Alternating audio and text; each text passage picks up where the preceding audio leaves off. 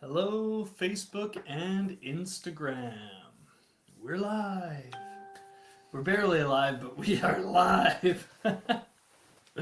How is everybody doing today? Welcome to This Week in Coaching. So I know we're a couple days late for this because normally we do This Week in Coaching on Mondays or Tuesdays. This week has been a little bit hectic. We have just came back from Kayla's first of two competitions, and our family is fighting off something. So we are a little bit late with life right now. So apologies go out in advance for everybody. So welcome to This Week in Coaching, where we go over sticking points that some of our clients have had last week, and we talk about them a little bit more in depth to hopefully help everybody grow and evolve, because that's really what this is all about. Yeah, this is what we like to call like the added value, right? We are throwing out some more information for everybody that is looking to improve their situation, that is looking for those gains within their life. And there's lots of different aspects of our lives that we can get those gains in. So sticking points that we want to address this week are being successful with meal planning, addressing our energy levels a little bit more, and then being on holidays or travel and eating on the go or eating out and what that might look like. So we'll just kind of jump right in and see kind of where we're at. Well, I love that the first and the third one kind of go together, right? Because it's like being successful with your meal planning, and then it goes into, you know, what does it look like when we're traveling or on holidays and we're going to be not at home and trying to make healthy food choices. So I love how number 1 and 3 kind of go together today. They do. They definitely do. So let's jump into being successful with meal planning. So I'm going to be totally honest with you guys. I am not that person that sits down Sunday night and meal plans. I have great intentions, and there was a period of time in my life when I did do that, and I found it overwhelming, and another thing that I quote unquote had to do. And I mean, let's be honest, when we have a to-do list, we start prioritizing things. And then it turns into a honey-do list and you send it off to your spouse. Yeah, but I mean, like with the to-do list and you prioritize things, like there's things that go to the wayside. Often people will throw their workouts to the wayside, meal planning, things where it is prioritizing yourself and your own goals, and they kind of get pushed off for everything else. So what does it look like to meal plan? So I'm more of a daily meal planner in the sense of I will take a protein source out first thing in the morning, whether that be beans, lentils, meat, whatever that might be, so that it is able to defrost through the day, or that I have an idea of what I'm going to cook. And then through that day, I kind of come up with an idea of what I'm going to make with it. So that way I'm not like, okay, well, I don't know what I'm going to make. I also have a fallback plan. And this is, I think you guys have heard us talk about fallback plans in the past. If you haven't, you should get a fallback plan. And a fallback plan is essentially if and you didn't take something out, or you don't know what to cook, what are you going to cook instead? So my fallback plan is always chicken. I always have chicken in the freezer. I know I can always throw it in the oven or on the barbecue, and it makes life easy. I also have beans or canned beans or canned salmon, canned tuna, canned chicken available. So there's always one of those that I can always choose as my fallback plan. But for me, meal planning means taking it out in the morning so I know what I'm going to make that evening. Awesome. For myself, meal planning means making it stupid simple. So I am the type of person, I am a little bit different than Kayla. Kayla needs variety in her food. And I love that about her because I get to eat that food too, so I get that variety as well. But the reality is I am all about simplicity. So when I know I need to eat a shit whack of calories, I eat the same calories most days to make it that much easier for myself. So if you are somebody that is just starting out with meal planning and prepping, what I like to suggest for people is to make it as easy as possible. It's like anytime we're trying to create a new habit, we want to make these new habits as easy and as painless as they can be so that we can stick with these long term. So if you are somebody like Kayla that, you know, you pick a meat in the morning kind of thing, that's totally okay too. But what I like to say is having like 3 or 4 options for your proteins, for your carbohydrates, and for your vegetables, that you can really put together at any meal. So if you are somebody that enjoys chicken, making sure you always have that chicken on hand, or if you're somebody that enjoys beef, or you are a cattle rancher, having that meat available to you so that when you are hungry, when you're looking for what to eat for that dinner or for that night, it's available right then and there. So picking a couple options that you enjoy and that are readily available to you will help you with your meal prep tons, because it makes it less of a chore to have to look at your food and be like, oh my god, what am I going to eat? Because you've already kind of set out, well, these are my proteins that I enjoy, these are my carbohydrates that I enjoy, and realistically I can put them together and create a meal pretty easily. So again, especially when you're first starting, like when we start any habit, making it as simple as possible is going to help you bring that success in. So again, not overcomplicating, not thinking that you need to make these extravagant recipes every single night. If you want to plan those, great. Plan them for, later on in the week when you've had some time to prep for them. But on a daily basis, trying to, again, make it as easy as possible. So picking a couple leaner proteins, picking some carbs, and picking some veg and some fats really makes your life a lot easier. I love that idea, because I think that we're really focusing on dinner, kind of the way we're talking. But I want you guys to think about this in regards to any meal. If you have 3 to 4 different options of what you can have for protein, carbohydrates, fats, at each different meal, then you'll have a good variety of what you're going to eat. My breakfast is one of 2 things most days. So for me, I don't really plan breakfast because I know I'm going to have either my breakfast salad that I love or my protein pancakes that I also love. And that gives me enough variety because I can change up the veggies I put together for the breakfast salad. I can change up the toppings that I put on my protein pancakes. That for me is enough variety at breakfast.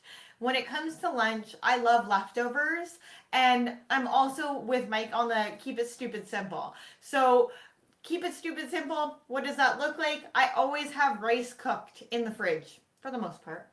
Or basmati cooks up really fast. When she is not in peak weeks, there's always rice. We always have chicken cooked in the fridge, usually cut up. Or we, like I said before, we always have some sort of canned protein available in the cupboard. So we always have those go to, and then we have tons of fresh veggies. One thing to think about with fresh veggies is, can you batch cut them up? Meaning, so you're going to cut up some cucumber for your kids' lunch.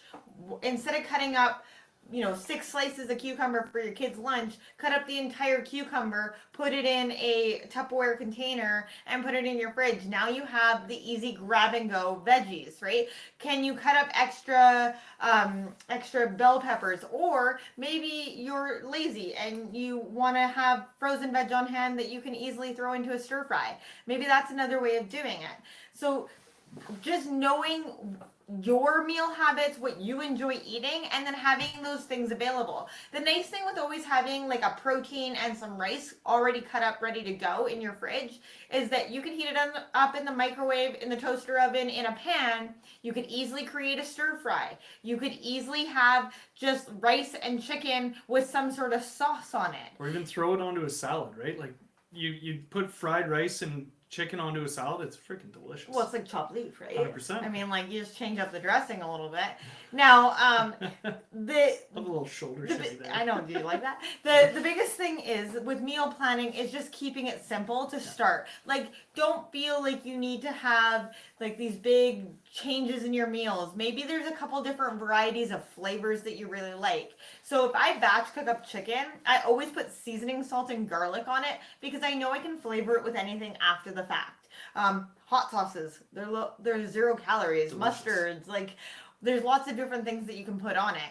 The other thing to think about is like maybe you like curries. So maybe you buy some curry paste and you have coconut milk on hand, or you put it in a broth and make a soup. Like there's lots of variety that you can do very, very simply without having to get overcomplicated. I guess is what we're saying. No, and I love that. Keeping it like we've been saying, just keeping it as simple as you can for your meal prep. And one other thing that I want to toss out there, a lot of times when people have a huge variety of options, they almost get paralyzed by having too many options, right? If you buy all of the vegetables at a grocery store and you have every single type of protein and you have rice, potatoes, beans, pasta, literally every carb that you could as an option, sometimes it almost gets overwhelming with how many choices you have to create those meals. So maybe kind of choosing 3 or 4 vegetables per week kind of idea when you're doing your if you shop weekly, that is, right?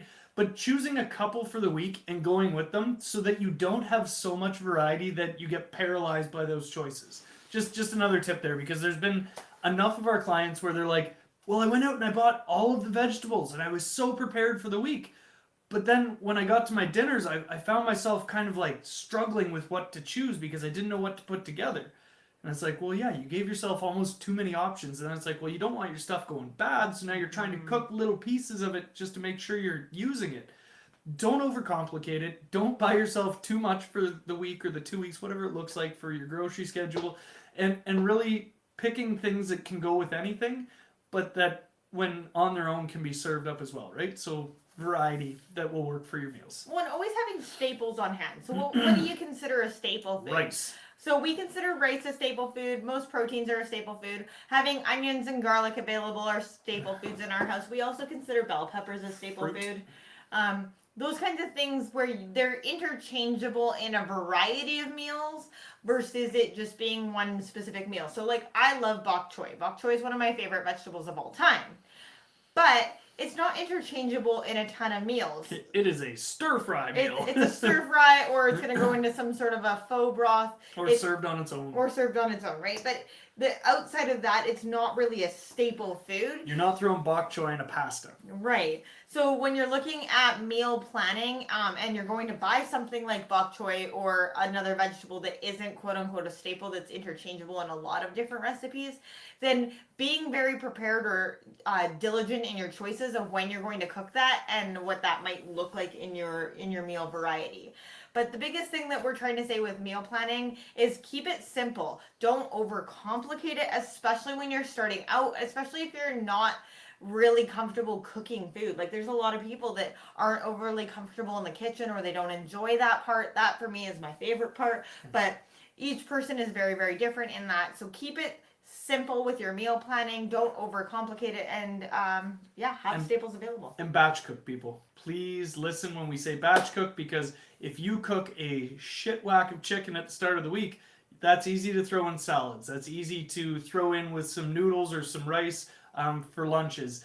It is so easy to create leftover lunches that are going to fit your goals that take you almost no time, because when you've already overcooked your food, like you've cooked too much, then you're packaging it up so that is an easy meal for you, especially when you're going to work. The other thing I should mention too, like Mike said with batch cooking. So for example, with dinner, we overcook dinner every single night. We don't overcook it, but we overcook it. Oh yeah, right. I get what you're saying. No, yeah, we don't overcook the thing. We cook the chicken to 260 degrees. But we make a lot of it, is I guess what I'm trying to say. And we make a lot of it so that we do have leftovers. For us, we put leftovers in big giant containers in the fridge because we can eat it through the week, especially on our busier nights where we maybe don't have time to cook dinner. Then we can have that fallback plan for those leftovers.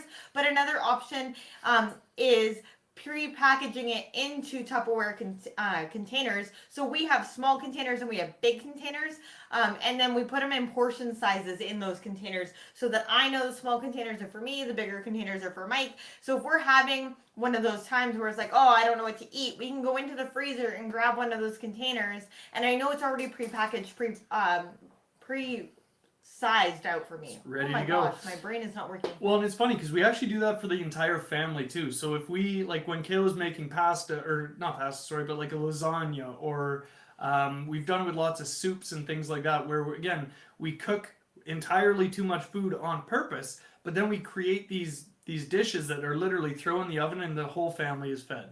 So again, whole meals that are in those, what are those called? Corningware? Yeah, we put them in. Yeah, we put them in Corningware dishes, then throw them in the freezer, and then it's quite literally out of the freezer into the oven for those nights where you don't have that time. For anybody who has kids in sports or kids activities, or if you are just busy, maybe you're working 2 jobs, maybe you're working a night or an evening shift and a day shift at different jobs, so your life is very busy. Being able to just come home, grab that, throw it in the oven, makes your life that much easier. The other thing that I wanted to mention with meal planning is it doesn't have to be crazy. So you can think about what is a protein, a carbohydrate, a fat, and a vegetable that I can have at each meal. So if you're like, oh my goodness, I don't know what to have, just gravitate towards one of each, one protein, one carb, one vegetable, one fat, so that you have one of everything at each meal, and you're not like, oh my goodness, did I get enough nutrients today? No, I know what I'm having, depending on your goals, right? So if you're on a weight loss goal, maybe not every meal has carbohydrates in it, or every meal maybe doesn't have fat source in it, but you have at least have a protein and a veg at most meals, and then you can navigate that accordingly. Perfect. Love it. Okay. Energy levels. Go to sleep, people. Sleep is important. When we are talking about energy, a lot of people are lacking a quality sleep. I'm not saying lacking sleep. This is why, and anybody who's ever trained with us, we always ask, how is your sleep? What was the quality of your sleep? Because people that, they stay up late and then they pass out watching TV and then they wake up to go to work for the day. Generally, that's not quality sleep because, again, you have that blue light right before you go to bed. There's no real wind down before you hit your head on your pillow. So then you're less likely to hit those deep stages of sleep, that REM sleep. So then when we're waking up still feeling a little bit tired.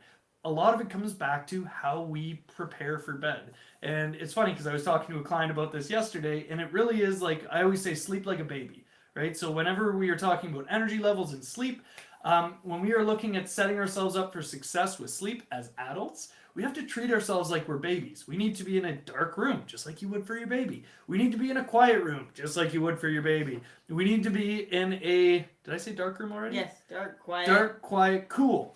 A cool room. You don't want it to be like heat blasting, keep you up all night. What other ones do we need? Quiet, dark. No, that's right. Yeah, and then if you want to, you can add like a scent. Like a lot of people say lavender will help you fall asleep. 100%. It has been shown to help aid you in falling asleep.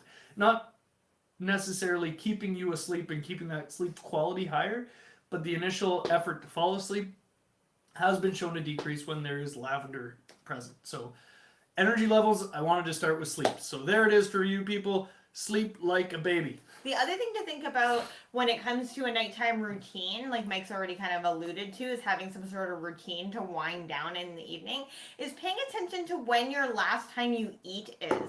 So if you eat at, say, 9 p.m. and you plan to go to bed at 10 p.m., the thing is that your body's in a digestive state. And when your body's digesting, then it doesn't actually want to wind down as easily, and it doesn't want to sleep as deeply, and you don't get into that REM sleep as soon because your body's spending all this time digesting.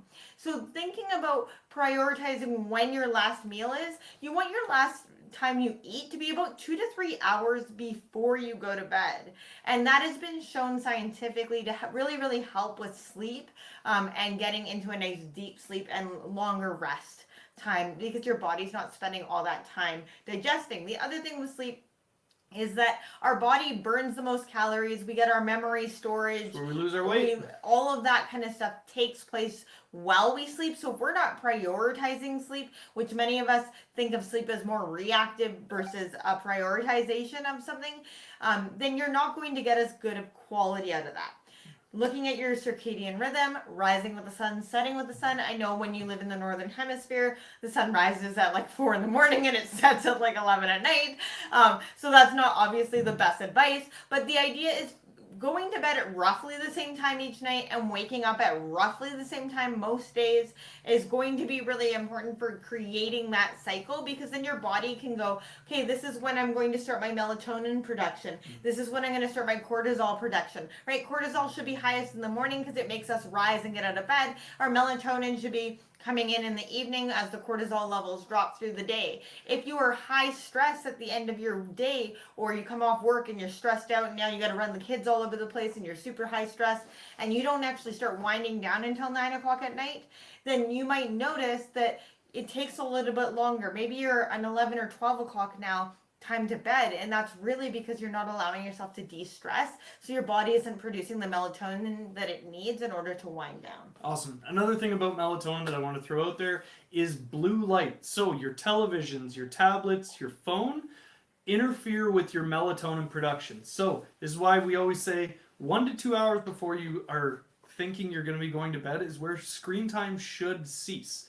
Now, I know that's hard for a lot of people because it's like, that's how I wind down at the end of my day. So maybe just choosing a routine where you have at least an hour at the end of your day with no screen time so that your melatonin gets to actually raise how it's supposed to. Because when we have the screens on, our eyes see that as like that unnatural light, that light coming in, so our body doesn't start producing that melatonin to put us into that sleep state too. Okay, I'm going to touch on light because light is the research that's coming out on light is freaking phenomenal. Huge and really, really cool. So if you are struggling with energy levels, first things first, you should be getting 15 minutes at least, up to 30 minutes if you can. First thing in the morning. First thing in the morning. Sun on your skin. So whether that be light, ideally from outdoors, whether it be cloudy or sunny, it doesn't matter because it's still going to be brighter than any light in your house. So ideally, actual light from outside first thing in the morning. If that's not possible, then some sort of bright light in the house would be fine first thing in the morning, because the more light we expose our eyes to, even if you're blind, the studies have been done even on blind people. So the more light you expose your eyes to, the more your body reacts to that as a wake time. If you're noticing your energy levels start to drop towards the afternoon, maybe getting more light again right around lunchtime, early afternoon, because that does tell your body that, hey, it's still light out, so it's actually going to keep everything coming up. If you're noticing that your energy levels are dropping, a lot of the time it's because your body isn't getting the light that it needs. And then as it comes into the evening, we want to start to dim those lights. So, you know, if you are going to have wind down time in the evening, just trying to reduce the lights in your house, maybe making it a little bit darker, a little bit quieter. Just it creates this wonderful circadian rhythm with light. Anyways, that was one of the big things I wanted to touch on with that. I love it. The other part of energy levels is looking at your nutrients that you are bringing into your body, along with caffeine. And alcohol. And alcohol. These are the three things that we want to talk about just briefly. Maybe we'll do a whole podcast episode on energy levels because I feel like I could talk about this forever. But no, I agree 100%. And it is so important to look at the nutrients that we are consuming, right? So what does the food look like? Are we eating high fat foods? Are we eating highly palatable, highly processed foods? That the reason I'm asking this is because they don't fuel our bodies as well. Our bodies take more energy to actually process this food. So when our body is spending the calories and the energy to process the food, we aren't getting the energy to use as readily available, so to speak. Well, yeah, and are you spiking your blood glucose levels and then getting that drop? Yeah. So looking at that nutrient that you are nourishing your body with, I know for me, having carbohydrates at breakfast increases my hunger and decreases my energy through the day. Not everybody is that same way, but starting to pay attention to those nutrients that you are having and whether or not they are affecting your energy levels. Things that cause inflammation in your body. Now, I'm not saying in my body, but in your body. Every person's body is different. Will decrease your energy levels, increase brain fog, increase fatigue. So things like dairy, gluten, soy, corn, eggs, like these are our main things that are shown to be inflammatory and cause sensitivity in the body. So if you're noticing brain fog, fatigue, those kinds of things on a chronic basis, starting to look at those main ones that you might be consuming on a regular basis and decide for yourself whether or not that is actually affecting your overall energy levels. Love it. And then alcohol. I wanted to touch on alcohol. I've had clients in the past that were asking me why they're always tired in the morning. And then we go back to the previous day and they had 6 or 8 beers that night. I'm like, so you probably didn't sleep as well because you had alcohol before you went to bed, because you don't really sleep, you just kind of pass out. There's a difference between passing out and sleeping. Exactly, right? But these questions have been asked, so it's worthwhile saying because obviously everybody doesn't understand this. So when we are consuming alcohol, we don't get that quality sleep. We're not going to hit that deep sleep, those REM stages of sleep, as easily. I'm not saying you won't hit them, but you might only hit them at 5 a.m. right before you're about to get out of bed, and then you don't spend enough time in REM sleep to actually get the benefits of it. So alcohol before you go to bed, if you're dealing with low energy, definitely not the best idea. And then you're also going to have the inflammation in your guts the next morning when you're waking up, because Again, alcohol for literally everybody is inflammatory. And a poison. There is no way to say that it is not. Oh no, you're good. Drink all the booze you want.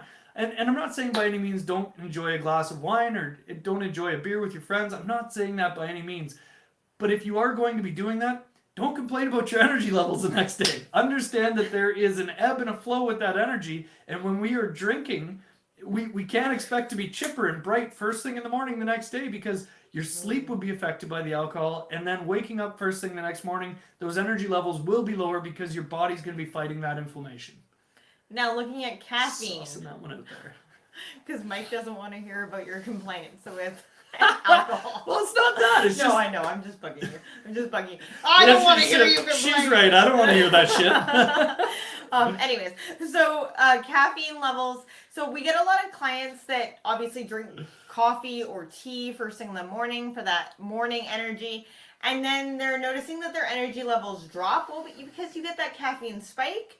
Most people load their coffee full of cream and sugar. Most people get the sugar spike, not the coffee spike. But you're getting both. Cream and sugar spike, and then your blood sugar levels crash hard because caffeine causes a crash regardless, okay? So we have a crash from caffeine, a crash from sugar, and then they're like, well, the only way to get more energy again is to have more caffeine.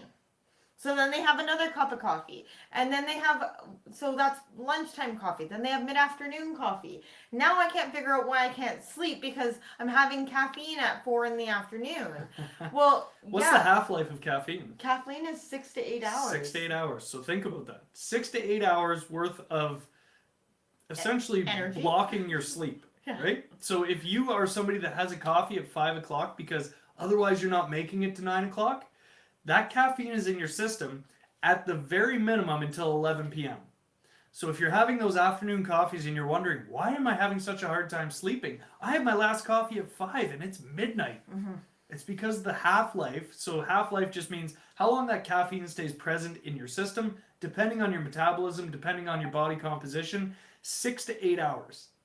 Mind-blowing. Well, I had a client that was drinking Diet Coke at 5 p.m. when she got home from work every day. 55 milligrams of caffeine. And which 55 milligrams doesn't sound like much, but she was like, I can't sleep. I'm not sleeping very well. I'm having a really hard time getting to sleep. And I said, well, what if you swapped out your Diet Coke for a Diet 7-Up?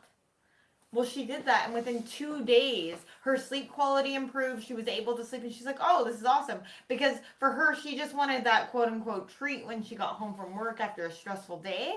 And so it was just a matter of changing what she was consuming and to really improve that sleep quality. So I guess we haven't really given you a solution to caffeine for energy levels. One, drink black coffee. You won't get the sugar crash. And it's join the dark side. And it's way better. What's the thing? Once you go no, black? Don't even. Continue speaking. The other side of this is trying to reduce your overall caffeine intake will really, really help you. So maybe you're noticing an afternoon crash. So instead of having a cup of coffee in the afternoon, maybe you're having a cup of tea that's going to have less caffeine in it. Or maybe you are just foregoing it and going cold turkey. Or maybe you take a page out of España's book and you have a nice little siesta, right? Mm-hmm. Nap time. Power nap. Set that alarm for half hour, 45 minutes. Power nap. There is some really great research with yoga nidra or what is it called? Non-sleep deep rest. And you can find meditations for both yoga nidra and non-sleep deep rest. NSDR. Yep. Yeah, and there's huge benefits. So yoga nidra is typically about 40 minutes, but there is 30 minutes is the equivalent of 6 hours of sleep. No, or is it 3 hours? No, it's 40 minutes is equivalent to 2.5 hours of sleep. There you go. But in 40 minutes, if you get the equivalent of 2.5 hours of sleep, that's a huge amount of rest for your body and your mind.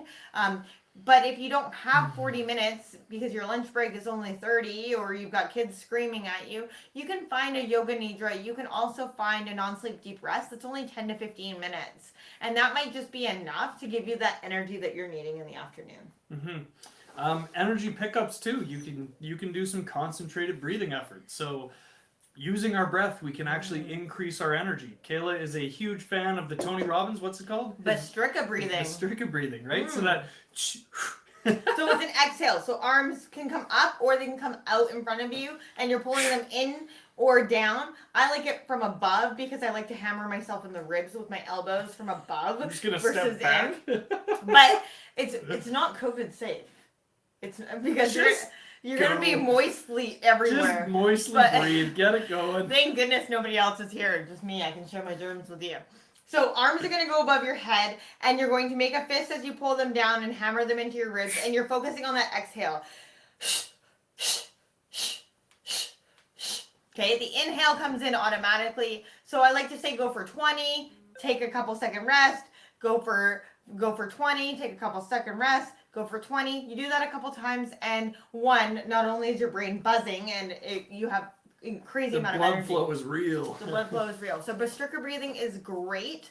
Nadi Shodhana or alternate nostril breath, yeah. Where you breathe, you inhale through one nostril, plug that nostril, exhale through the other nostril, then inhale through the nostril you just exhaled through, plug that nostril, and exhale through the other side. Or So just going for a walk and breathing. That mindful, like tactical breathing, a cadence breath while you're walking gives you energy too. or that light, like we already said. Yeah. Light, afternoon light. We were just touching on breath, so I know. want to touch on I know. breath. That's awesome. Okay, high five. Meal planning and energy levels complete. It's a Okay. weak high five, but I'll take it. That was. I know I have really terrible hand-eye It's coordination. okay. You want to try again? No. You want to try even- one more no, time? get out of here. Don't leave me hanging. Get out of here. Okay. All right. Being on holidays and traveling and eating out. So this is the Achilles heel for so many people when they are doing absolutely amazing. We have so many clients. We have so many clients that are doing absolutely amazing with their diet, and then vacation happens. Or travel for Right? whatever They're reason. going, somebody's going on a drive. Somebody has to go to see family in another province. Somebody is going to Mexico. Somebody is going somewhere. And they're like, I'm just going to write this week off. So do you really want to take 5 steps back every time you go on vacation or you travel somewhere? I guess is the first question to ask. Because most of us don't develop habits and routines that are new for these times because they're more of that one-off time. Yeah. So the biggest thing that I like to say to absolutely anybody that is going on vacation is planning is key. If failing to plan is planning to fail, right? So taking that very seriously and looking at where am I going to be staying? Okay. So this is something Kayla and I do every time we go anywhere. We will always book the hotel that has a full kitchen. So we got a full-size fridge. We got a full-size stove, kind of. Ish. The last one we were at was not a full-size. I just want at least a cooktop. Like, I don't care if it's got an oven, but at least a cooktop. But the point is, we spend the extra money on the hotel that has the full kitchen because then we can bring our own food and eat according to our goals. Now, we will still obviously, like not obviously, but we still go out and enjoy ourselves for a meal out. For sure. We're on vacation, we're going to enjoy ourselves. But for the majority of our meals, we're eating at home, quote unquote, at the hotel that we're staying at, because then we can control what we are eating because we are serious about what we do. We are serious about our goals, so we want to have that control. Just like if you are serious about your goals, you need to have control when you are on vacation. So number one is planning. Find somewhere that has that full-size kitchen so that you can control your own meals. Great idea. Now, if you don't have that as an option, if you're going somewhere that you will not have your own kitchen to create your own meals, then we start looking at what are the healthiest options we can come up with. So now, we might not be able to cook, but we sure as hell can get bagged salads, we can get chicken, we can get rice, we can get all of the normal food we do that we can eat while we're out on the road. So I want to touch on something because this is one of the biggest things. I know we're going to do a whole episode on this, is change does not come without inconvenience. Okay, so if you want a different result than what you're getting right now, you need to be prepared to be inconvenienced because what was convenient before got you to exactly where you are now. And what I mean by that is if it's convenient to go through the McDonald's drive-through, you will conveniently stay exactly as you are. If you want a different result, then you need to be inconvenienced. Now I need to find something else to eat. Maybe that means I need to go into the grocery store and buy something that's already made. Maybe that means I need to find a healthier restaurant option. Maybe that means I need to sit with my hunger for a little bit and be hungry. Hunger doesn't put you in mortal danger. This is another thing that we talk about all the time. We were on vacation, or just coming back from Kayla's competition this last weekend, and we were hungry driving home. But it was like hunger isn't an emergency. Like, we can be hungry for a little bit here, and then once we get somewhere where we can have a healthy option, sure. We ended up going to Chop Leaf because it was like, this is somewhere that we can choose something that still fits our goals and is freaking delicious. So we ended up going to Chop Leaf. We could have stopped at any of the other restaurants along the way that wouldn't have served our goals as well, right? But we made that conscious choice to sit with our hunger, be okay with it, and go somewhere that did serve our purpose. We also had a client recently that was traveling and had gone to Subway for breakfast with her family. And normally we think, Subway, it's healthy, right? And people think of Subway as healthy because you can buy salads there. But rarely do people buy salads. They're usually getting like a sandwich. And anyways, so she took her family to Subway for breakfast, which is fine. There's nothing wrong with that. But she said, you know what? I know what I'm going to choose here isn't going to fit my goals. So she went to the gas station. And most people would be like, you went to the gas station for breakfast? Well, what she found at the gas station was a protein bar with 270 calories in it. So it's essentially like a meal replacement bar. And then she got a piece of fruit. She got a piece of fruit and a protein bar that fit her goals, and she was satiated. She said, I enjoyed it. I actually liked it more than I enjoyed Subway. So these are the other things to think about, is that maybe redefining what you used to think as quote unquote healthy or as an option, and seeing what else might be out there, because the things that we have for options at gas stations, I've been actually very, very surprised about lately. We found pack of dill pickles? Yeah. You can buy like pre-packaged like packs of pickles now at gas stations, which I was surprised about anyways. No, but it is so true, because there are a lot more healthy options at a lot more places than there used to be. So, like, go back 5 years, go back 10 years, the gas stations wouldn't have had fruit in them as often, mind you. I mean, there's probably still the odd one, but there wouldn't have been as much fruit. There sure as hell wouldn't have been protein bars. It would have been chips and pop and chocolate bars and just garbage, right? So now you actually have these options at most gas stations to go in. There's normally fresh fruit. There's normally protein bars. There's normally food that can fit your goals just a little bit better. So again, when you are on the road, looking at how we can fuel ourselves the most efficient way possible, the best way for our goals. Now, that's not saying it has to be perfect every time. That's not saying you can't go out and enjoy yourself. It just means being more conscious if you have these specific goals, right?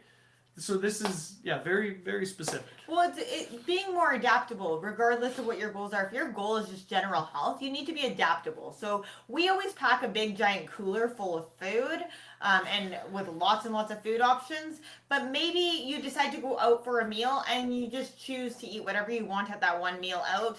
And then the next meal you decide to have a protein source and some veggies.